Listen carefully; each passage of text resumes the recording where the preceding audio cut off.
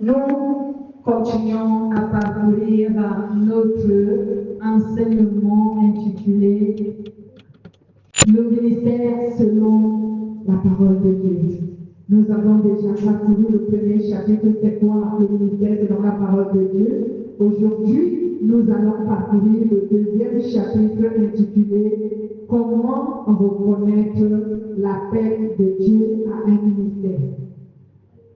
Bien-aimés, il faut d'abord souligner que Dieu appelle à son ministère ceux qui croient en Jésus-Christ et il laisse à chacun la liberté de le vouloir ou de ne pas le vouloir.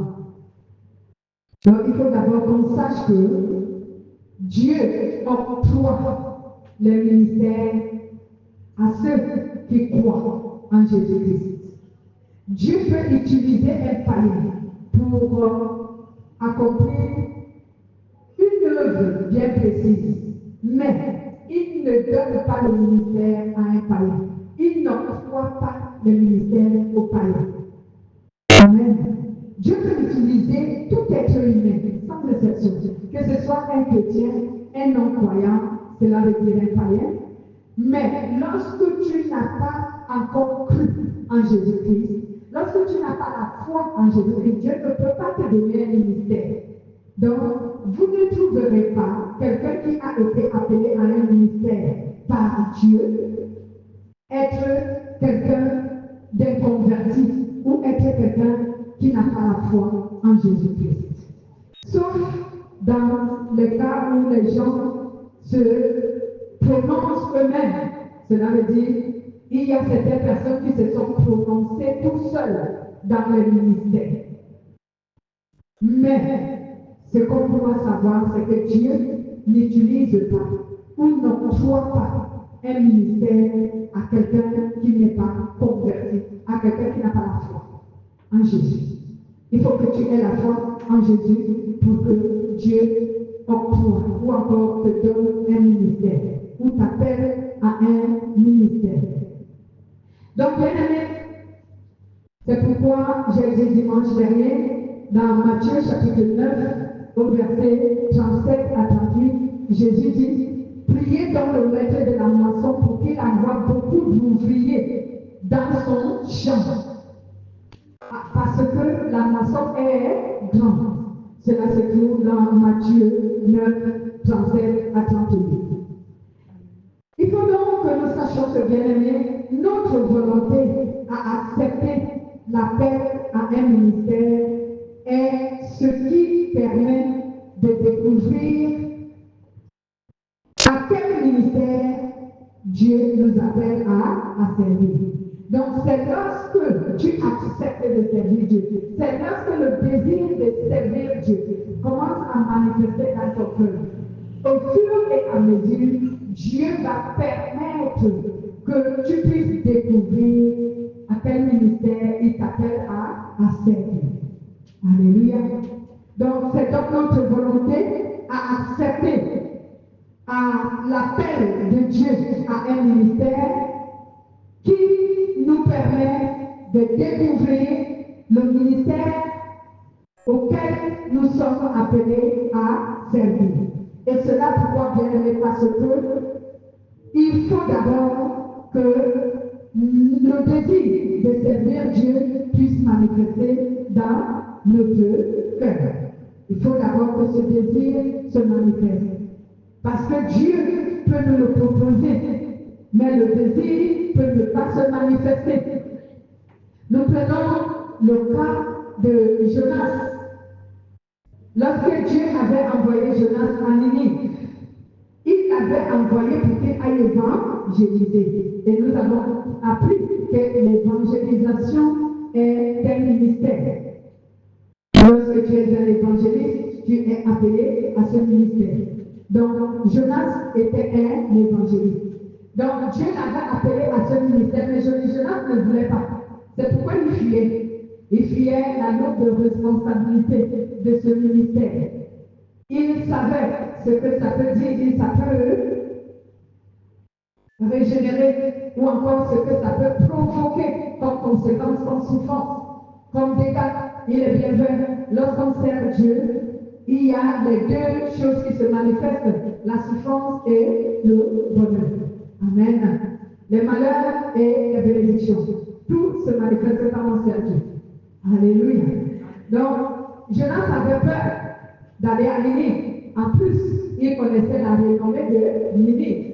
Que Ninive était une ville très dangereuse parce qu'elle était beaucoup plus idolâtre. À tel point que même les personnalités, les grandes personnalités de la ville étaient des pratiquants de cette idolâtrie. Parce que très souvent, lorsque les grandes personnalités de la ville ou d'un pays ne font pas partie d'une secte, il est facile de venir auprès d'eux pour annoncer le message de Dieu. Parce que eux, à travers eux, le peuple sera influencé. Mais lorsque eux aussi, ils en font partie, ça devient compliqué. Alléluia. Parce que eux, ils peuvent te faire mourir, ils peuvent t'enfermer, ils peuvent t'emprisonner, ils peuvent même te faire te tuer. Parce qu'ils ont de l'autorité que Dieu leur a donnée. Amen.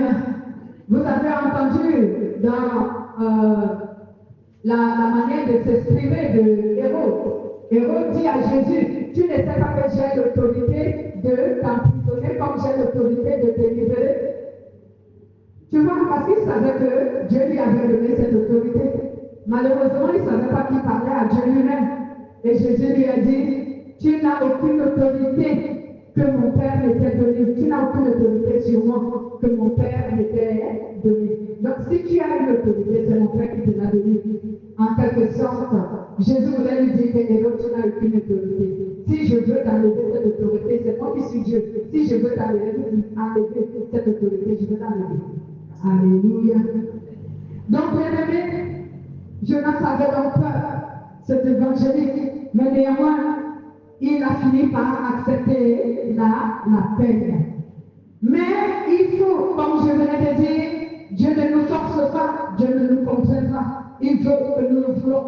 Il veut que ce désir naisse dans notre cœur. Et alors, au fur et à mesure, il nous fera connaître quel est le ministère dont il nous appelle à servir. Alléluia. Donc, bien aimé, c'est pour cela que pour connaître l'appel de Dieu à un ministère, il faut donc que Dieu te le confirme à travers certains signes. Il faut que Dieu te l'atteste à travers certains signes. Il y a donc beaucoup de serviteurs de Dieu et de servants de Dieu qui se sont livrés à gérer, à servir Dieu dans le ministère sans qu'il n'ait eu la confirmation de la part de Dieu. Il faut être patient. Si tu reconnais que tu as été appelé, il faut être patient. Il faut attendre la confirmation.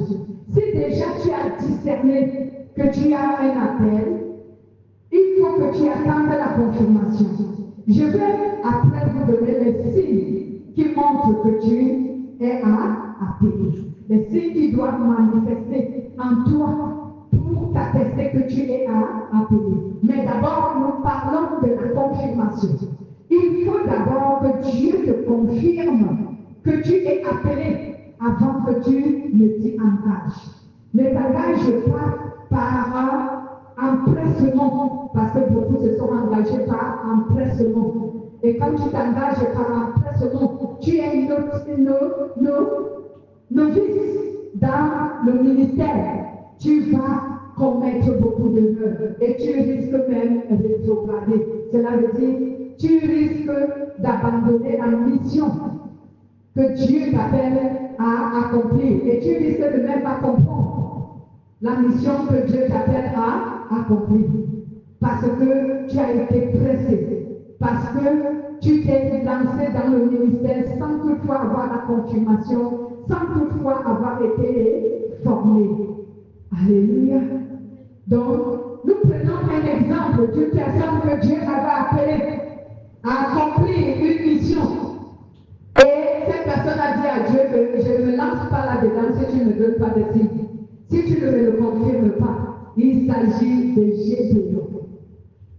Gédéon a dit à Dieu, si c'est à ta main que tu veux délivrer Israël, tu veux délivrer Israël de mon Dieu, alors je veux un signe. Je veux un signe, une confirmation pour savoir que exactement c'est moi que tu veux utiliser pour la délivrance du peuple d'Israël. Jude chapitre 6 au verset 36 à 40. Vous pouvez lire toute l'histoire de Gédéon si vous voulez savoir, je vais vous la raconter brièvement, mais vous pouvez lire pour comprendre exactement quelle a été l'histoire de Gédéon, jusqu'au point où ce dernier va demander des signes à Dieu pour que Dieu lui donne des signes qui confirment qu'il a été appelé pour délivrer le peuple d'Israël du peuple mondial. L'histoire était que, bien aimé, comme Israël avait l'habitude de se corrompre par l'idolâtrie.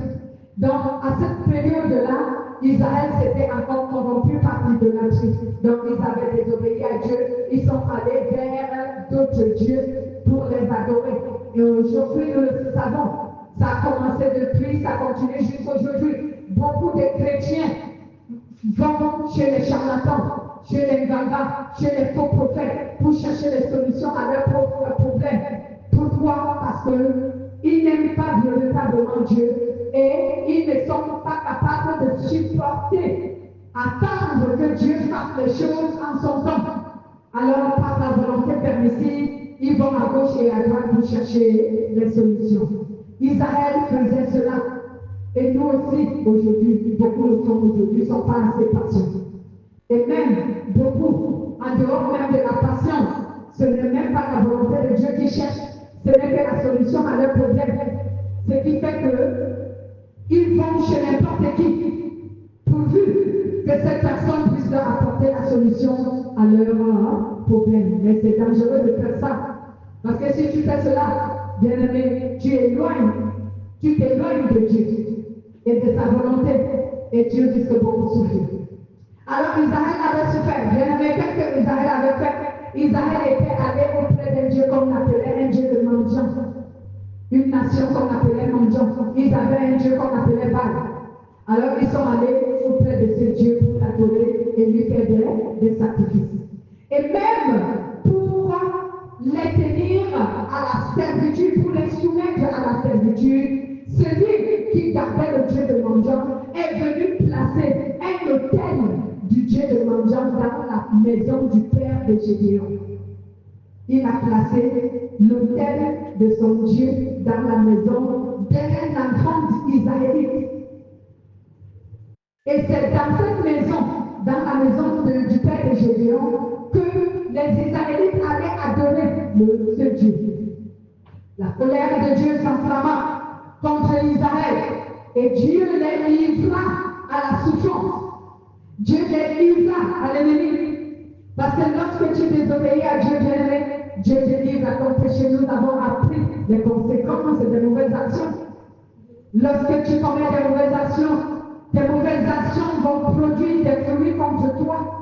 Et c'est toi qui vas en pâtir de ces fruits. Alléluia.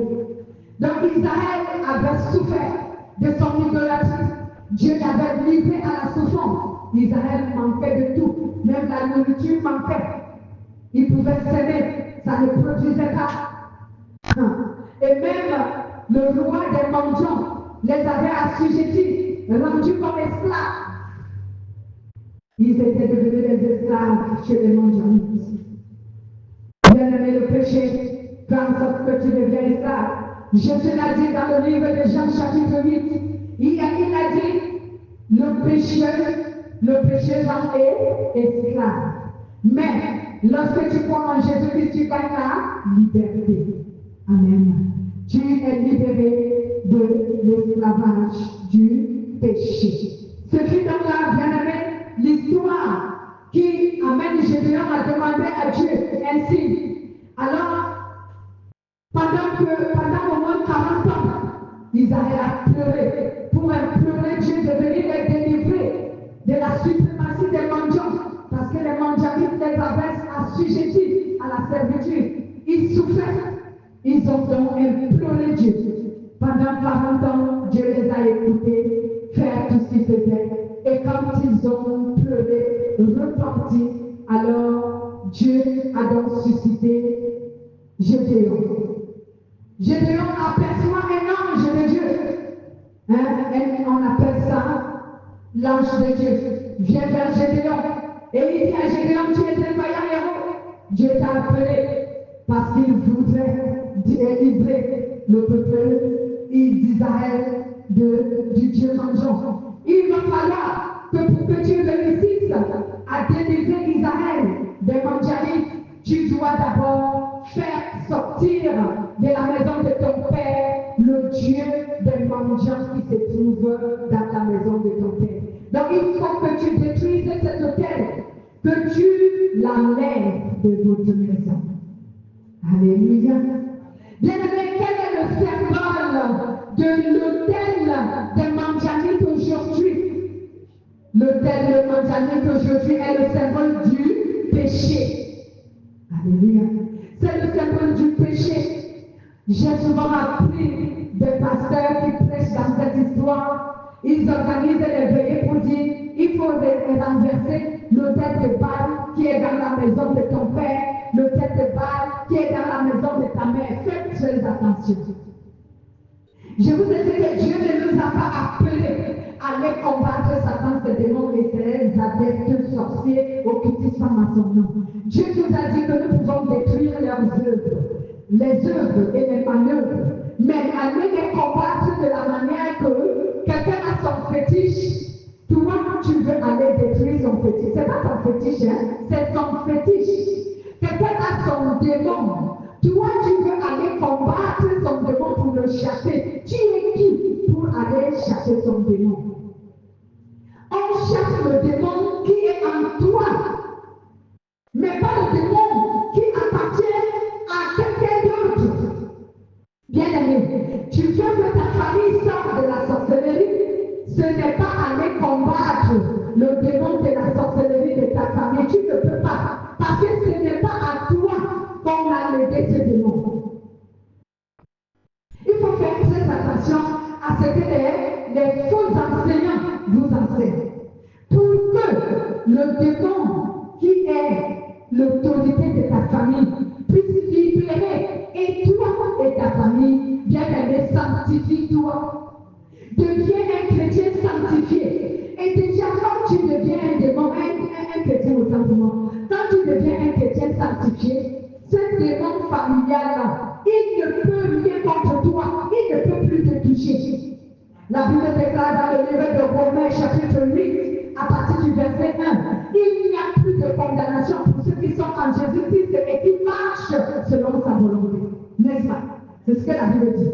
Alors, si autrefois, tu étais lié avec ces démons à travers les alliances que tes parents ont faites. Mais dès que tu te convertis en Jésus-Christ et que tu marches dans la volonté de Jésus, tu as reçu l'Esprit de Jésus qui atteste que tu es en alliance avec Jésus. Un démon ne peut plus avoir accès dans ta vie. Parce que tu n'appartiens plus au démon, à l'alliance maléfique de ta famille, tu appartiens maintenant à Christ. Amen. Donc ce démon n'a plus l'autorité sur toi. Mais, attention, cela n'exclut pas que ce démon-là, de temps en temps, vient œuvrer contre toi. Maintenant, il va œuvrer contre toi. Pour quelle raison? Ce démon va œuvrer contre toi parce qu'il veut que tu abandonnes le Christ et que tu retournes dans le monde. Donc, il œuvre pour te décourager. Il œuvre pour compliquer ta vie. Il œuvre pour te faire souffrir. Voici donc pourquoi un chrétien qui a reçu le Saint-Esprit peut se voir qu'il est toujours combattu par le démon de sa famille. Et même, ce ne serait pas seulement ce démon qui va te combattre, toute la famille va te combattre.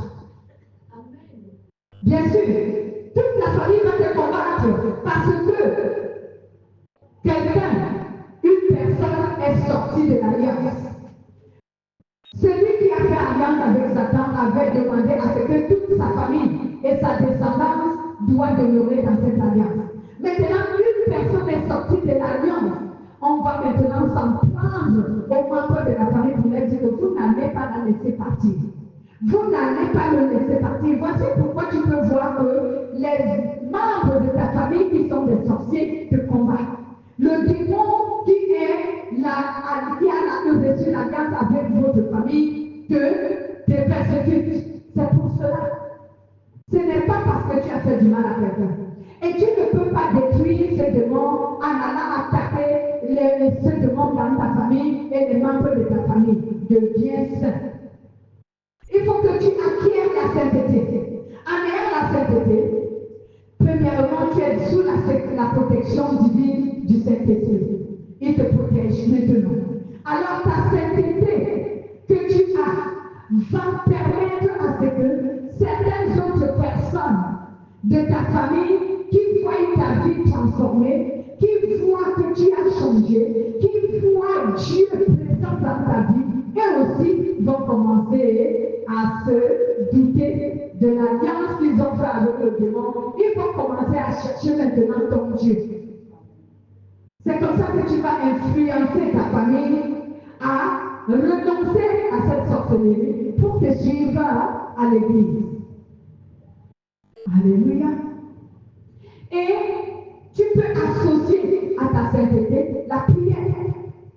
La prière de supplication que tu supplies ton Dieu, tu supplies le Saint-Esprit que touche les cœurs des membres de ma famille pour qu'ils se convertissent. Mais l'histoire, comme te dit, renverser le tête de balle de ton père, renverser le tête de balle de ta mère, c'est dangereux. C'est pour cela que certains chrétiens meurent. Est-ce que tu connais l'alliance qui a été établie? Tu ne la connais pas. Si Dieu t'a fait grâce, que toi tu es sorti de cette alliance, prie seulement que Dieu fasse en sorte que les autres aussi sortent, mais ne va pas combattre le démon familial, ne va pas le combattre. Prie tout simplement pour qu'il ne te touche pas. Je ne sais pas si vous discernez souvent ce que je dis. Prie pour que ces œuvres contre toi n'aboutissent pas. Amen. C'est ce que la Bible dit. Priez contre les manœuvres du diable et contre ses œuvres. Vous avez reçu le pouvoir de paralyser, de détruire ses manœuvres, ses œuvres, ses pratiques, ses pouvoirs sur vous et sur vos enfants. Parce que vos enfants sont sous votre responsabilité.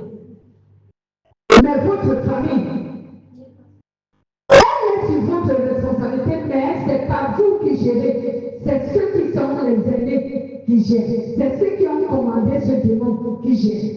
Ce n'est pas vous. Vous, implorez Dieu pour eux. Mais n'allez pas les combattre. Dieu lui-même, il va les combattre pour vous. Dieu lui-même, il va combattre ce démon familier pour vous. C'est pourquoi la Bible dit et déclare que quand le malheureux crie, Dieu entend. Donc le cri ici, c'est que tu dis à Dieu, Seigneur, dans ma famille, il y a un démon qui est vénéré. Et ce démon a fait alliance avec les membres de ma famille. Seigneur Jésus, sors ma famille de cette alliance. C'est comme ça qu'on prie.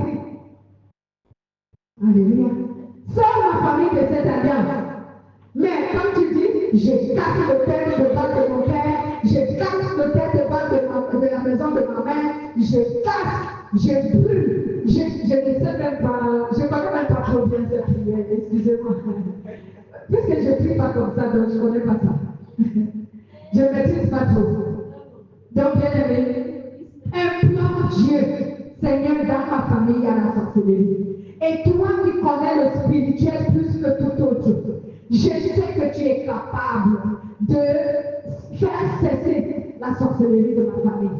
Je sais que tu es capable de renvoyer ces démons dont ma famille est allée invoquer. Je sais que tu es capable de le renvoyer dans les habits. Je t'implore, fais-le. C'est comme ça qu'on prie, bien aimé.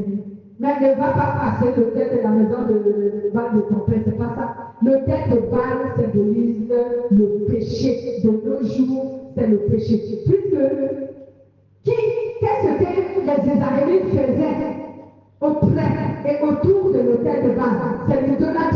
Et l'idolâtrie, c'est quoi? C'est un péché, non? Alors, si tu peux donc renverser l'autel de Pâques de la maison de ton père ou de la maison de ta mère, bien aimé, chercher la sainteté, quitte le péché. Et tu commenceras à intercéder pour ta famille. Et eux aussi, avec le temps, Dieu repêchera quelques-uns. Il est bien vrai, tout le monde ne peut pas être repêché dans une famille. Il y a ceux qui sont tellement obstinés parce que ces démons-là les apportent des avantages que je ne connais pas. Alors, ils ne veulent pas lâcher prise. Mais ceux-là, quel est leur fin? Ils finissent toujours par mourir. Oui, ils meurent. Parce qu'ils sont contre Dieu et contre ses enfants, ils vont mourir. Lorsque tu es obstiné et que tu ne veux pas lâcher prise, tu vas finir par mourir. Donc, c'était pas l'histoire, bien aimé. Dieu a donc dit à Gédéon, va, tu vas renverser ce côté. En quelque sorte, Dieu voulait dire à Gédéon, il faut que toi, tu te répands au nom de tout Israël. Il faut que tu te purifies. Amen. C'est ce que cela voulait dire. Il faut que tu te purifies au nom de tout Israël. Si tu deviens pur au nom de tout Israël, alors je sortirai Israël de cette servitude. Je délivrerai Israël de cette servitude. C'est ce que cela voulait dire. La pureté. Toi, tu dois te purifier pour ta famille. Afin que quand tu deviendras pur et saint devant Dieu, Dieu va commencer à écouter tes prières et à les exaucer pour que ta famille sorte aussi de cette emprise, de cette prison du péché, de l'idolâtrie. Alors, bien aimé, lisons dans Jude, chapitre 6, verset 36, apparemment vous êtes à la page. Allez-y. Si quelqu'un n'est pas à la page, je vais lire parce qu'il ne faut pas que nous abusons de notre temps. Il est écrit. Gédéon dit à Dieu, si tu veux sauver Israël par ma main, comme tu l'as dit, voici, je vais mettre une toison de laine sur l'air. Et si la rosée vient sur la toison, seul et que tout le terrain reste sec, je reconnaîtrai que tu sauveras Israël par ma main, comme tu l'as dit. Il en fut ainsi. Le jour suivant, il se leva de bon matin, pressa pressa la toison en exprimant la rosée. La rosée de la toison pleine d'une coupe d'eau. Josué, je dis même Jésus, excusez-moi. Gédéon dit à Dieu que la colère de l'Éternel ne s'enflamme pas contre moi. Et je parlerai plus que cette fois-ci. Je voudrais seulement faire encore une épreuve avec la toison. Que la toison seule reste sec et que la rosée vienne sur le terrain. Et Dieu fit ce que Gédéon avait demandé. Cette nuit-là, la toison seule resta sèche et la rosée vint sur tout le terrain. Amen. Donc Jésus avait donc demandé à Dieu ainsi. Il a dit à Dieu, je veux que sur cette toile, la rosée tombe uniquement sur la toile, mais qu'elle ne tombe pas sur toute la terre, sur tout le terrain, sur tout l'espace, rien que sur la toile. C'est un signe qui me montrera que tu vas délivrer Israël par ma main. Et il en fait ici, Dieu fit tomber la rosée uniquement sur la toile. Sur le reste de la cour, la rosée n'était pas sur la peau.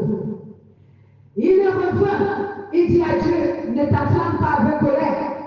En fait, il voulait dire à Dieu que je ne doute pas, mais je veux que tu me confirmes à nouveau.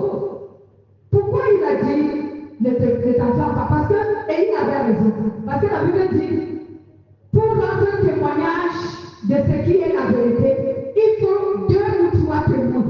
Donc il fallait la confirmation 2 fois pour que je sache que c'est toi. Parce que l'ennemi aussi peut me répondre. Alléluia. L'ennemi peut répondre. Alors, il fit la même chose, il dit le contraire. Il dit cette fois-ci que c'est le terrain qui soit rempli de nuées et que la toile n'est pas de nuées et il a fait ainsi. Alléluia. Dieu a compris ce que Gédéon avait demandé. Bien-aimé, à ce moment, Gédéon avait dans la confirmation que Dieu l'appelait à la délivrance, que Dieu l'appelait à se purifier pour délivrer Israël de la servitude au Dieu manjanite. Amen. Donc toi aussi, avant que tu ne t'engages à un ministère, il faut bien rechercher la confirmation. Et il y a des signes, tel que je vais en lui, il y a eu des signes. Nous aussi, il y a des signes qui attestent et qui permettent que nous sachions que Dieu nous appelle à un ministère et à tel ou tel ministère. Bien aimé, je vais généraliser les signes. Je ne vais pas prendre les signes selon chaque ministère. Cela risque de nous prendre du temps. Je vais généraliser les signes qui sont palpables, les signes qui sont formels, que tu peux, lorsque tu es appelé à un ministère, ces signes-là ne peuvent pas manquer de manifester dans ta vie. Et en toi, et toi-même, tu ne peux pas manquer de manifester ces signes. Alléluia. Il y a donc des signes tels que, le premier signe, je vais les donner en désordre. Donc ne croyez pas qu'ils sont en ordre, je donne en désordre. Donc, le premier signe dont j'ai énuméré, c'est que tu vas ressentir très souvent un profond désir manifestant dans ton cœur de connaître Dieu, de connaître sa parole et de connaître sa volonté. Ceci ne manque pas, parce qu'on ne peut pas servir Dieu sans le connaître. On ne peut pas servir Dieu sans connaître sa volonté. N'en parlons plus lorsque tu dois occuper un ministère. Sans connaître la volonté de Dieu, comment tu vas gérer ce ministère? Donc dans ton cœur, le désir de connaître Dieu, de connaître sa parole, de connaître sa volonté va manifester dans ton cœur. C'est ce que la Bible appelle ici chercher la face de Dieu. C'est ce qu'on appelle tu chercher la face de Dieu. Tu te mettras à chercher la face de Dieu. Tu vas commencer à te dépenser, à chercher la face de Dieu. Je vous donnerai les références que vous allez lire à la maison. Jérémie chapitre 29 au verset 13. Jérémie chapitre 29 au verset 13 qui nous dit, Dieu dit, si vous me cherchez de tout votre cœur, je me laisserai trouver. Alléluia. Donc si tu cherches Dieu de tout ton cœur, il se laissera trouver. Et si tu es appelé dans un ministère, ce désir va manifester dans ton cœur. Alléluia. Le deuxième signe, bien-aimé, tu vas commencer à ressentir le besoin d'être toujours aux réunions tenues à l'église ou encore au culte. Car au cas où tu manquerais un culte, tu auras l'impression d'avoir manqué ou d'avoir raté quelque chose de précieux. Tu auras cette impression. Amen. Tu auras ce besoin d'être toujours présent aux enseignements, d'être toujours présent à l'église, d'être présent au culte. Tu auras ce besoin. Ce besoin va se manifester en toi.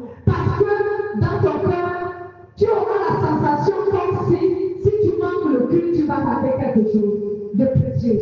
Et c'est le cas quand on manque un culte, un enseignement, on rate quelque chose. Alléluia. C'est la vérité. Lorsque tu manques au culte, lorsque tu manques à un enseignement, tu rates toujours quelque chose. Et toi, puisque tu es appelé à un ministère, ce besoin sera intense dans ton cœur. C'est pourquoi vous voyez certains chrétiens sont fidèles au culte dans l'église. Ils sont fidèles dans les réunions parce qu'ils veulent emmagasiner pas mal de connaissances. Ils veulent le recevoir. Alléluia. Oh, bien-aimé. Vous voyez Psaume chapitre 122 au verset 1 qui nous dit, David s'exclame et il dit, toute la joie manifeste dans mon cœur lorsqu'on me dit allons dans la maison de l'Éternel. Donc tu ressentiras de la joie d'aller dans la présence de Dieu, communier avec les autres, apprendre à connaître Dieu, à recevoir ce que Dieu manifeste dans la réunion ce jour-là, ce que Dieu manifeste pendant le feu ce jour-là. Tu ne voudras jamais manquer un culte.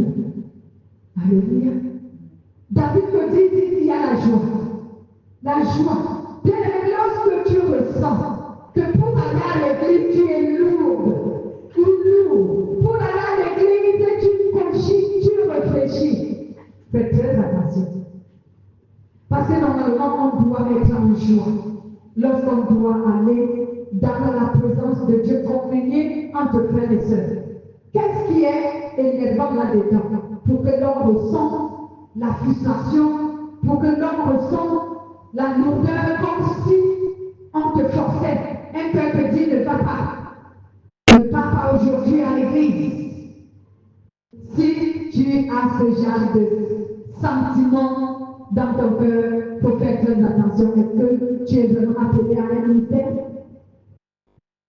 Parce que normalement, on doit être content d'y aller. Et on doit même se forcer à y aller.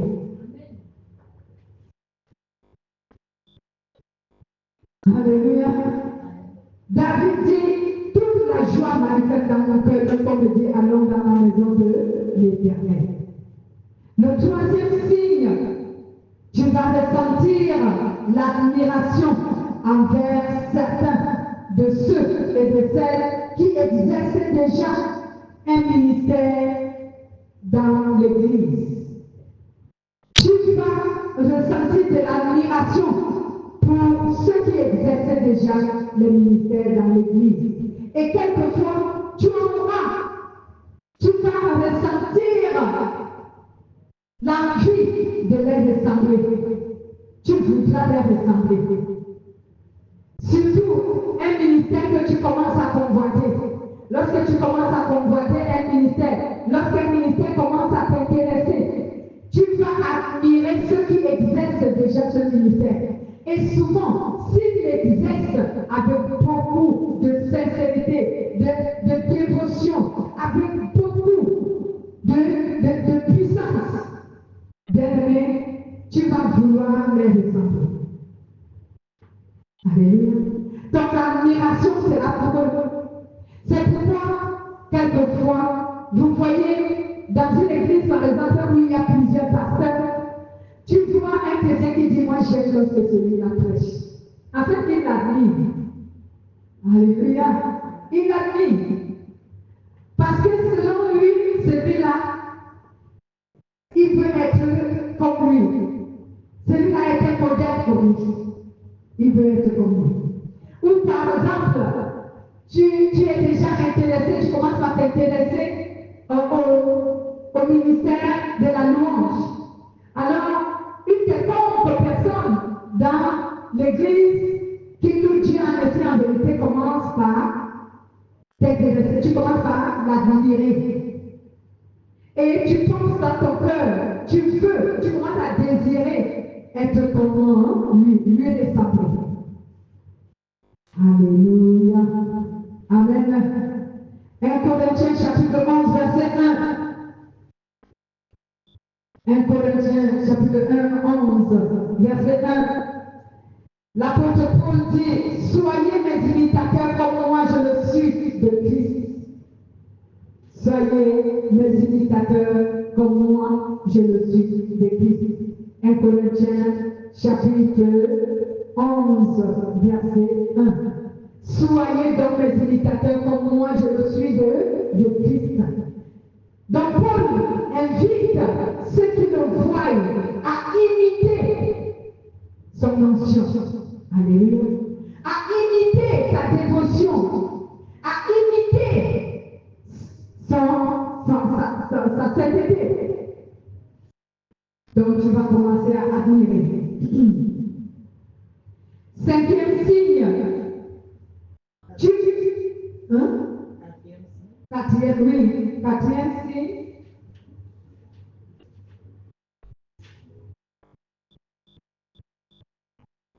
Quatrième signe, tu commenceras à ressentir de l'intérêt pour un ministère quelconque. Donc tu vas commencer par t'intéresser à un certain ministère.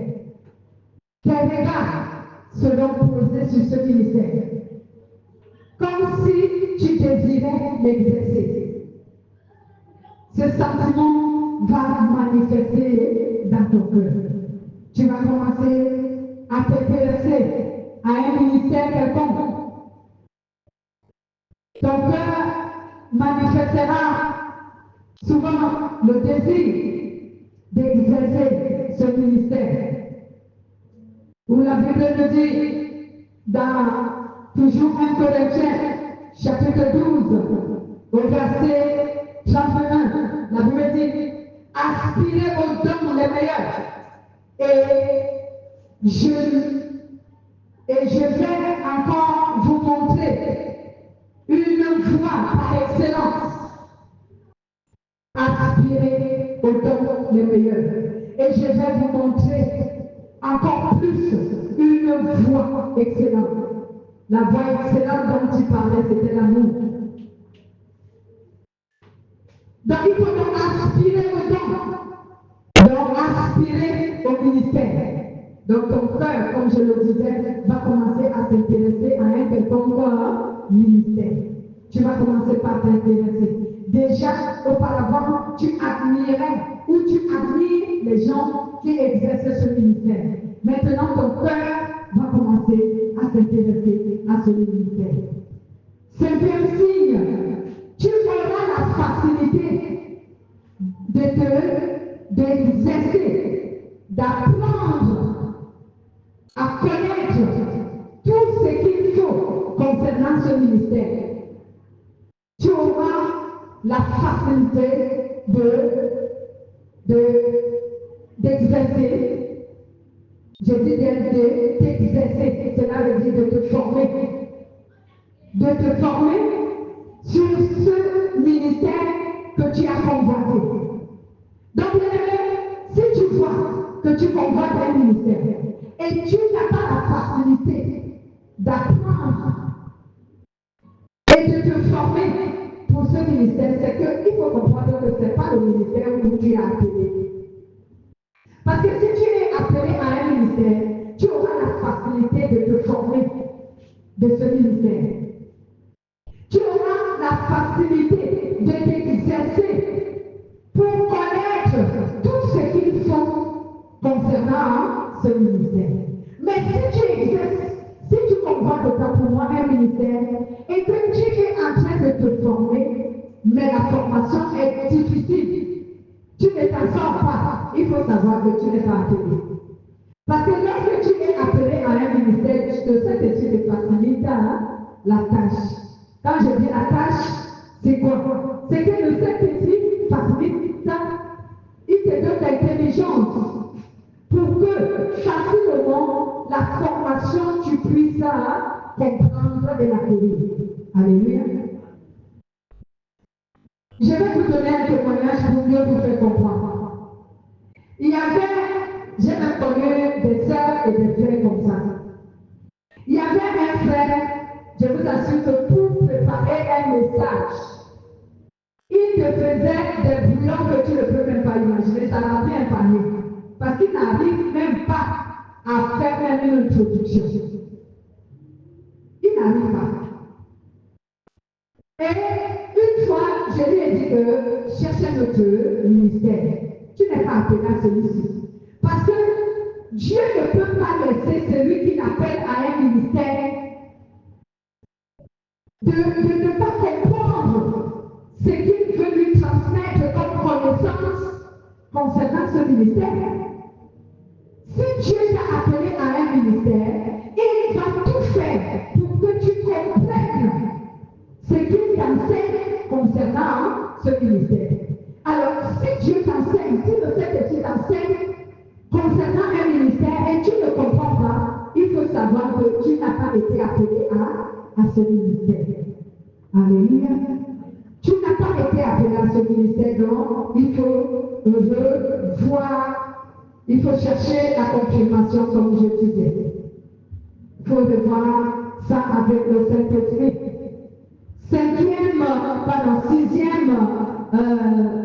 Sixième signe, les dons spirituels qui sont attachés à ce ministère vont commencer à se manifester petit à petit. Alors, voici notre signe. Les dons spirituels qui sont attachés au ministère dont Dieu t'appelle à exercer, ces dons vont commencer à se manifester petit à petit. Amen. Oui, si tu es appelé au ministère, par exemple, de la guérison, lorsque tu prieras, les malades vont guérir, même lorsque tu n'es pas encore établi dans ce ministère. Amen. Mais parce que tu es appelé à ce ministère, ça va commencer à se manifester. Si tu es appelé au ministère de l'enseignement, bien-aimé, lorsque tu enseigneras les gens, tu auras la facilité de transmettre le message à ceux qui t'écoutent. C'est ainsi que montre que tu es appelé à ce ministère.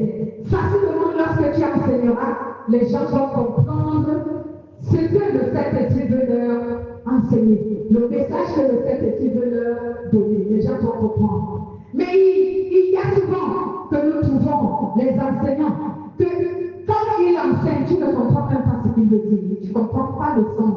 Parce qu'en fait, il est bloqué. Il est bloqué. Il n'a pas les arguments pour te permettre de comprendre. Parce qu'en fait, ce n'est pas son ministère. Donc, il crée des choses juste pour embrouiller. Vous sortez de là, vous n'avez pas compris un véritable message. Amen. Ce n'est pas le ministère qui lui est attribué, mais il force. Alléluia. Il force. Bien-aimé, quand tu es appelé à un ministère, en dehors des gens musées qui ont étudié la psychologie de l'être humain et qui flattent les êtres humains, je ne parle pas des flatteurs qui sont appelés des pasteurs, qui vous flattent, parce que tout être humain aujourd'hui aime la flatterie, et la flatterie passe dans le cœur de tout le monde.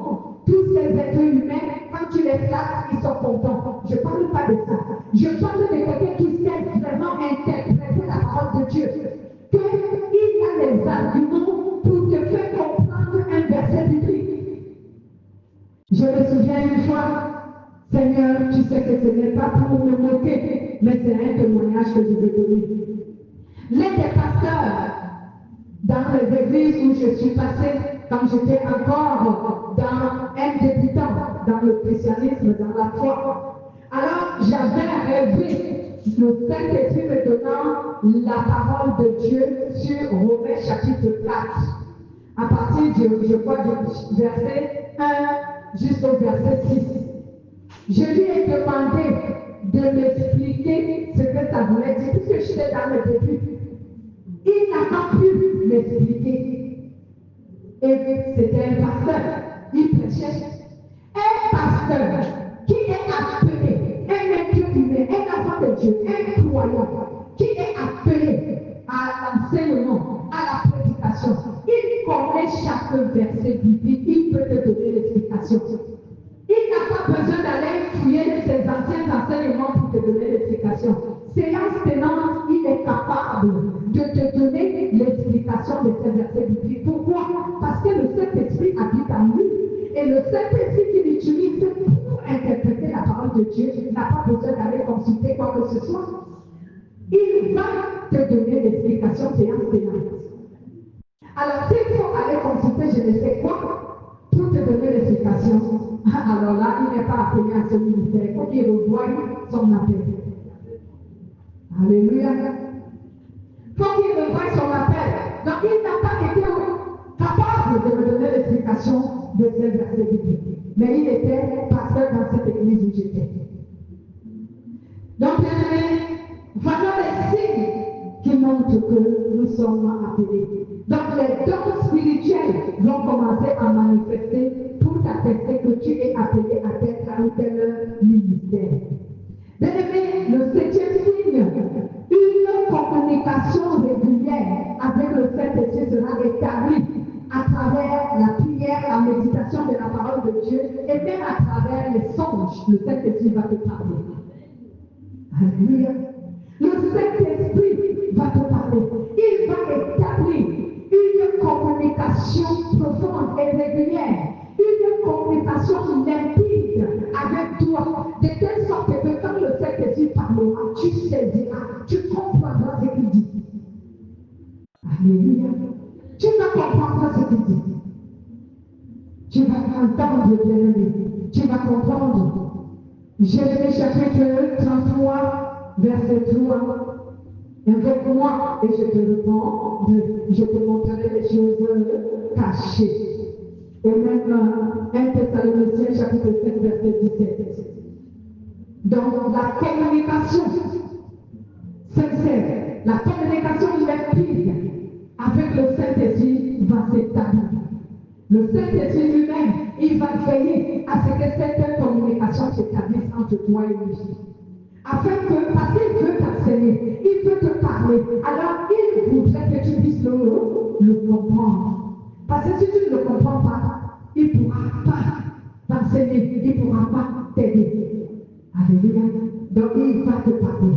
Il va établir une communication entre toi et lui. Et cette communication sera régulière. Alléluia.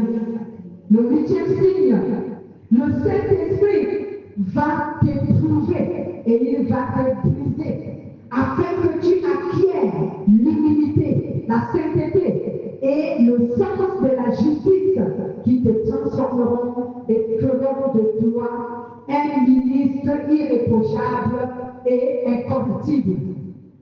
Je vais reprendre, ne vous inquiétez pas. Alléluia. Bien-aimés, voici les signes qui vont t'attester que tu es appelé à un ministère et à quel ministère. Je vais reprendre le résumé du signe 8. Le Saint-Esprit va t'éprouver et il va aussi te briser afin que tu acquières l'humilité, afin que tu acquières aussi la sainteté et le sens de la justice. Et ces trois vertus vont te transformer et elles feront de toi un ministre irréprochable et incorruptible. Pourquoi beaucoup de ceux qui se disent être appelés à un ministère par Dieu aujourd'hui sont devenus corrompus? Parce que, en réalité, ce ne sont pas, ils n'ont pas été appelés à ce ministère. Parce que lorsque le Saint-Esprit t'appelle à un ministère, bien-aimé, il te brise. Il te brise, bien-aimé. Il t'éprouve afin de transformer ta nature, ton caractère, ton comportement. Il brise. Nous avons appris ce que c'est que le brisement.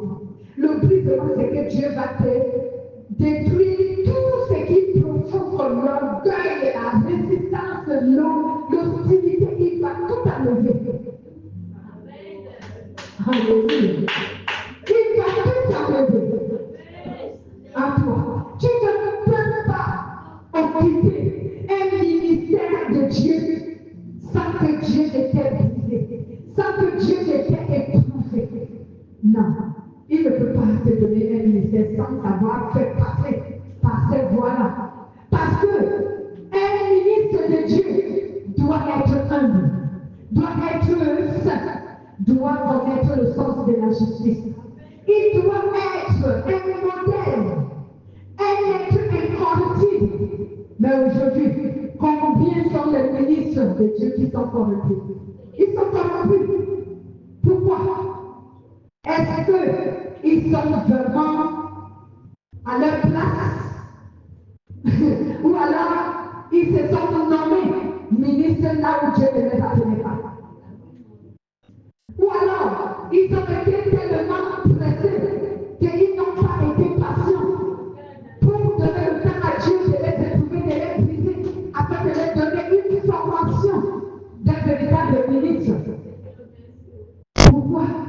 Beaucoup sont dans l'orgueil, dans la réticence, dans la rébellion, dans la défensive. Bien-aimé, tu ne seras pas un ministre de Dieu. Tu n'es pas un ministre de Dieu qui a été appelé vraiment par le Saint-Esprit si le Saint-Esprit ne t'a pas éprouvé, s'il ne t'a pas brisé. 2 Timothée, chapitre 2, verset 15. 2 Timothée, chapitre 2, verset 15. La Bible dit, efforce-toi de te présenter devant Dieu comme un homme comme un homme qui a fait ses preuves, un ouvrier qui n'a pas à rougir et qui dispense avec droiture la parole de Dieu. Si celui qui a français courant était à la page, vous pouvez me lire français courant. 2 Timothée, chapitre 2, verset 15.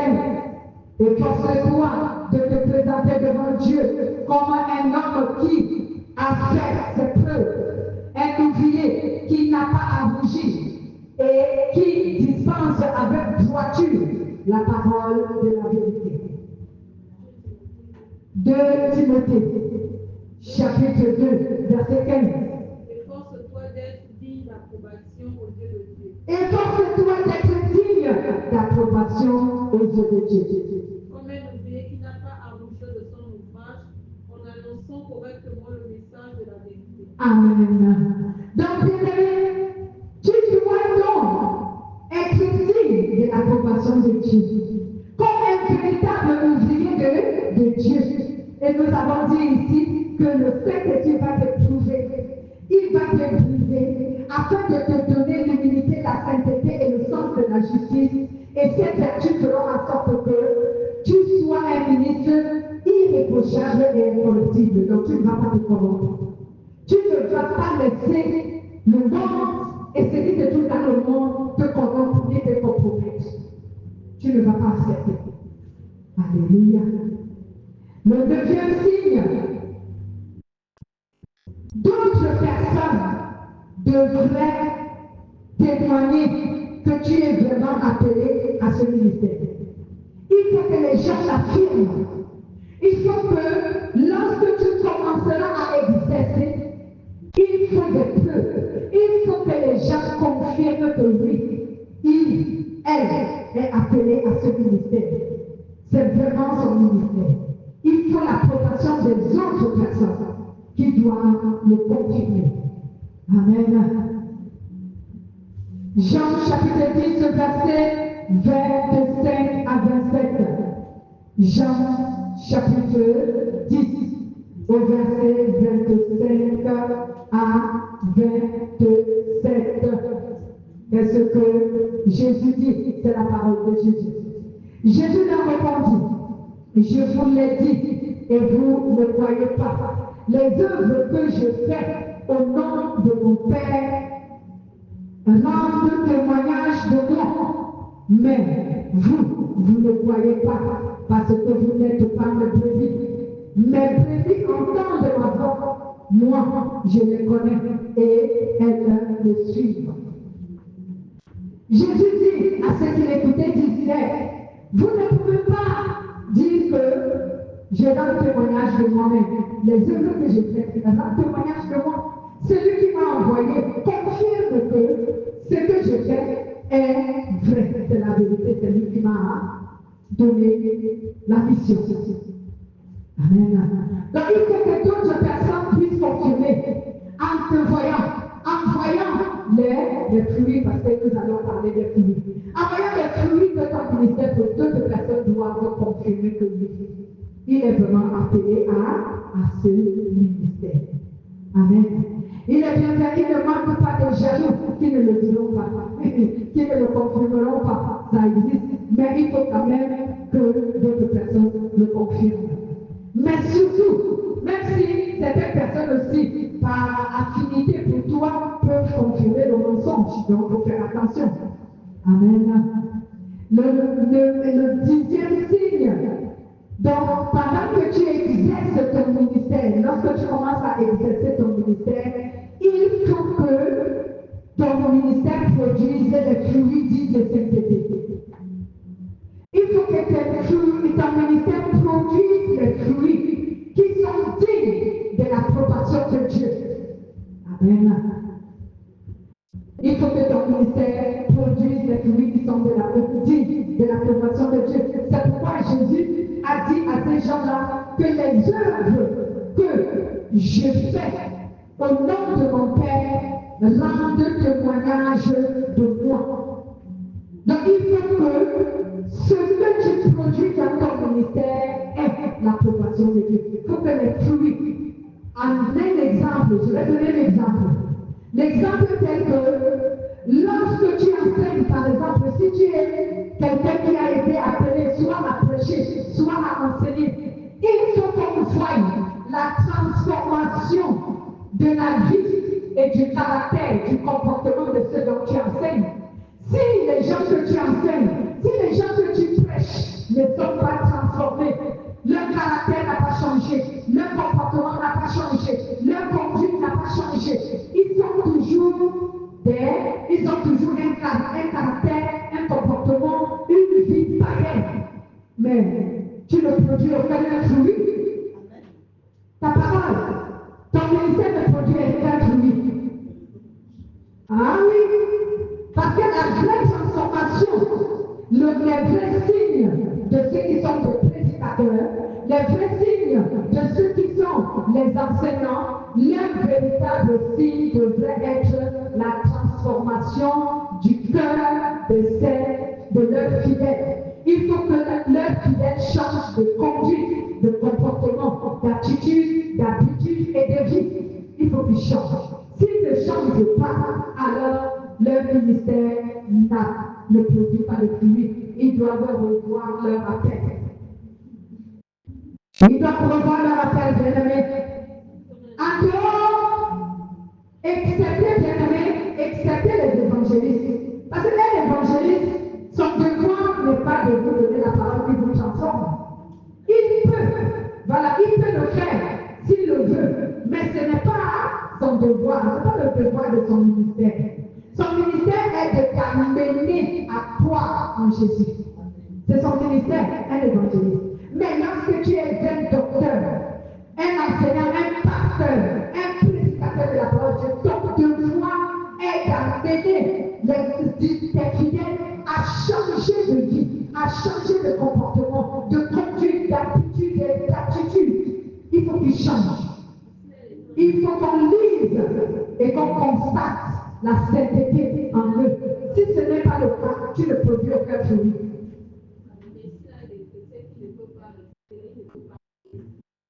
Alléluia. Donc voici donc les signes. Je vais aller maintenant au 11e signe.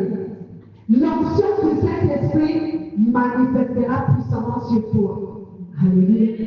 L'onction du Saint-Esprit manifestera puissamment sur toi.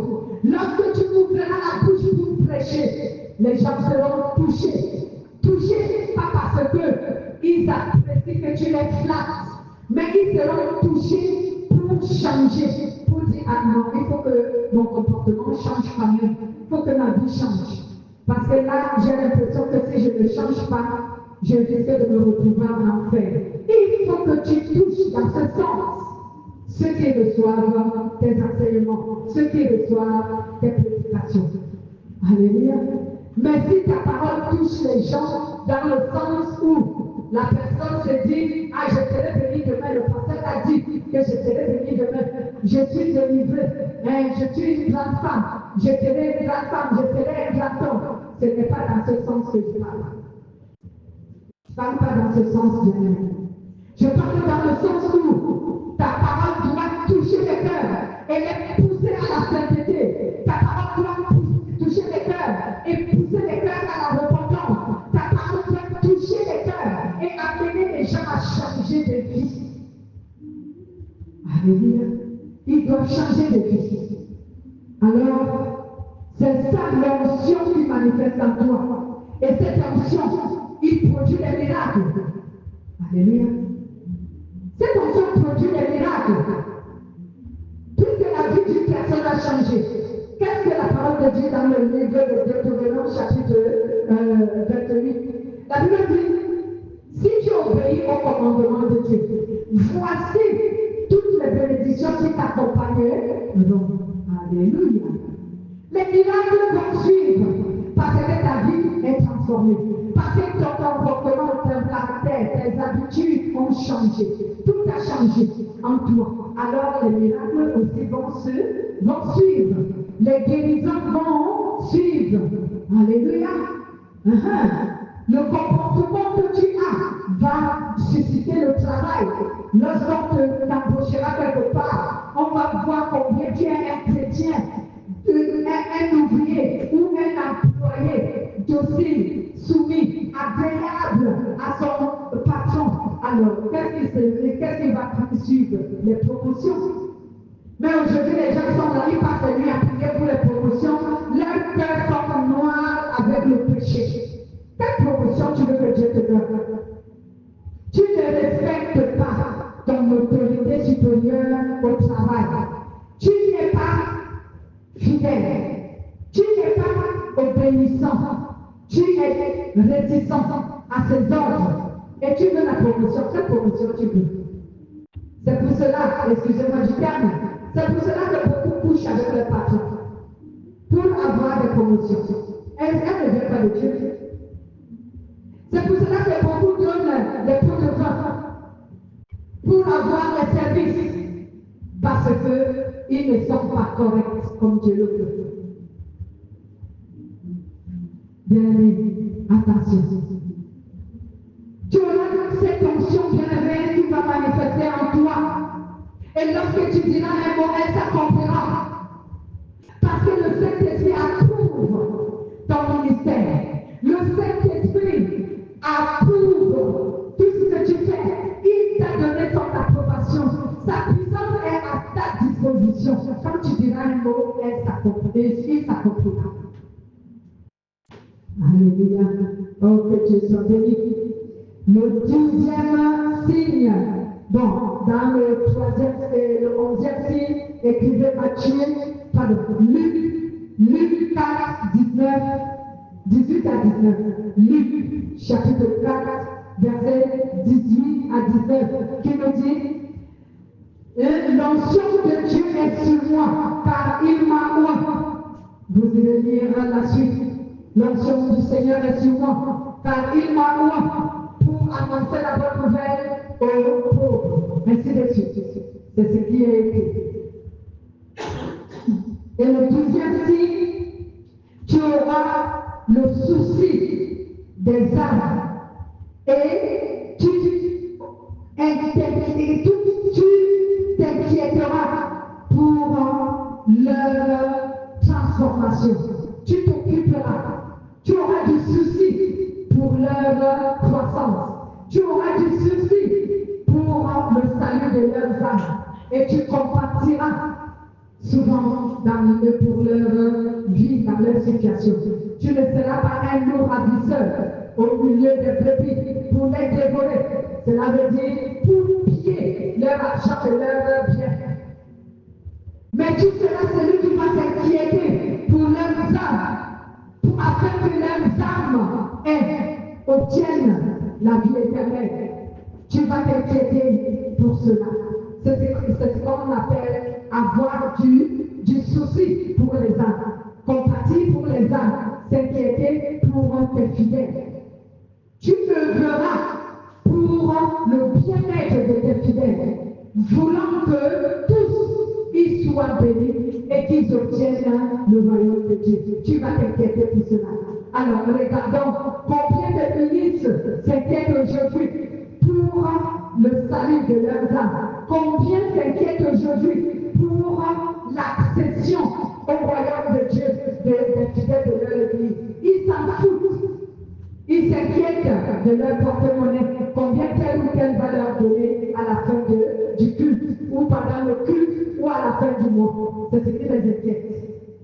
Mais ils ne s'inquiètent pas si vous allez être sauvés, ou si vous l'êtes. Ils ne s'inquiètent pas si vous allez hériter le royaume de Dieu ou pas. Peu importe. D'ailleurs, eux-mêmes, ils ont vendu leur âme au diable.